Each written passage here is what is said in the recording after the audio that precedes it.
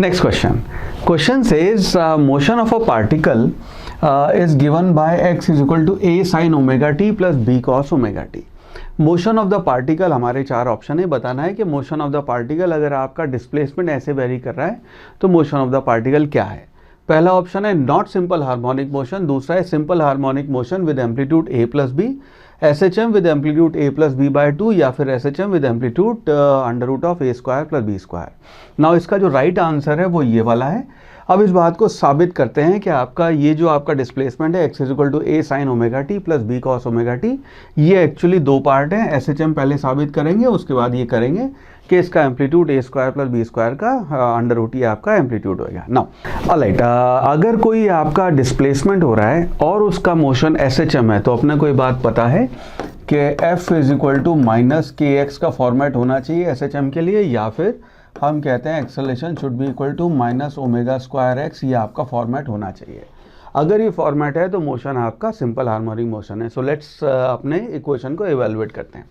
तो आपकी जो इक्वेशन है उसको दिया हुआ है x is equal to a sine of omega t plus b cos omega t. Now इसको अगर हम एक बार डिफ्रेंशिएट कर दें x डैश, जो कि आपकी एक्चुअल वेलोसिटी भी होगी, इसको डिफ्रेंशिएट कर दें तो ये आएगा a ओमेगा, साइन का डिफ्रेंशिएशन आपका ये हो जाएगा कॉस ओमेगा टी, ओमेगा एक बार बाहर आ गया, कॉस का डिफ्रेंशिएशन आपका माइनस साइन होता है तो ये वैल्यू आ जाएगी माइनस बी ओमेगा, कॉस का डिफ्रेंशिएशन ये आ गया आपका साइन ओमेगा टी। नाउ इसी को अगर हम दो बार डिफ्रेंशिएट कर देंगे, एक बार और डबल डिफ्रेंशिएशन है, एक्स डैश आपका शो करता है सिंगल डिफ्रेंशिएशन और डबल डैश इज दो बार differentiation. So this will be equal to, इस बार फिर डिफ्रेंशिएट करेंगे, ये आ जाएगा minus a omega square sine omega t minus b omega square cos omega t. Now इसमें से अगर हम ओमेगा स्क्वायर कॉमन ले लें, माइनस ओमेगा स्क्वायर आप कॉमन लेंगे तो ये आ जाएगा आपका a sine of omega t plus b cos omega t. Now a sine omega t plus b cos omega t आपका ओरिजिनल एक्स है, यानी कि एक्स डबल डिफ्रेंशिएशन जिसको आप एक्सेलरेशन कहते हैं, this will be equal to minus times omega square x. तो इस बात से ये तो साबित हो गया कि मोशन आपका सिंपल हार्मोनिक है। अब ये देखते हैं कि इसका एम्पलीट्यूड जो है आपका वो amplitude under root of a square plus b square कैसे आएगा। सो नाउ इसी चीज़ को अगर हम लिखेंगे एक्स इज इक्वल टू, ये जो आपका ओरिजिनल था इसको हमने लिखा a sine of omega t plus b cos omega t.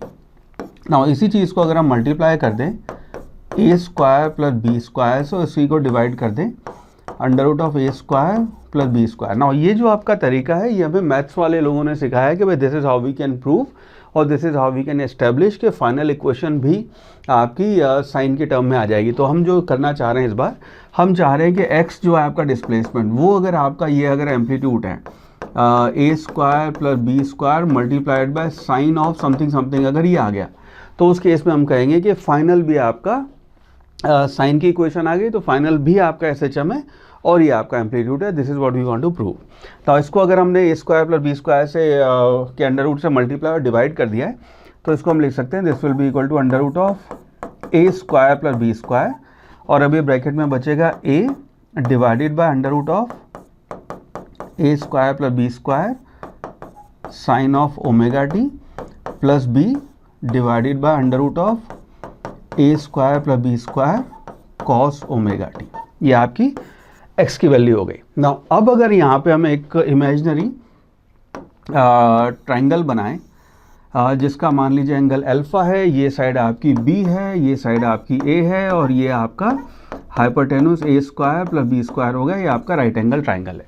Now इस केस में कॉस को आप लिख सकते हैं, cos will be equal to, cos alpha will be equal to a divided by under root of a square b square and sin will be equal to perpendicular hypotenuse यानी कि b divided by under root of a square पर b square. तो आपका जो x है ये बन गया under root of a square plus b square, a by ये जो टर्म है ये आपकी बन गई कॉस अल्फा, ये हो गया आपका cos alpha sign omega t plus ये आपकी टर्म बन गई sign alpha cos of omega t. Now ये बात अपने को पता है, ट्रिग्नोमेट्रिक जो बेसिक फॉर्मूले हम पढ़ते हैं उसमें हमें बात पता है कि अगर हम लिखते हैं मान लीजिए sine alpha cos beta plus cos alpha sine beta, इसको हम लिख सकते हैं this will be equal to nothing but sine of alpha plus beta, right. Sine alpha cos beta plus cos alpha sine alpha sine beta, इसको sine alpha plus beta लिख सकते हैं। Now इसको अगर हम गौर से देखें, ये कॉस अल्फा और ओमेगा टी जो एंगल है, जो आपका फेज है, उसको हम अगर मान लो बीटा कह दें, तो जो आपका एक्स है, फाइनली एक्स है, जो उसकी वैल्यू आ गई आपकी a square plus b square, ये आपका टर्म बन जाएगी sine of omega t plus alpha.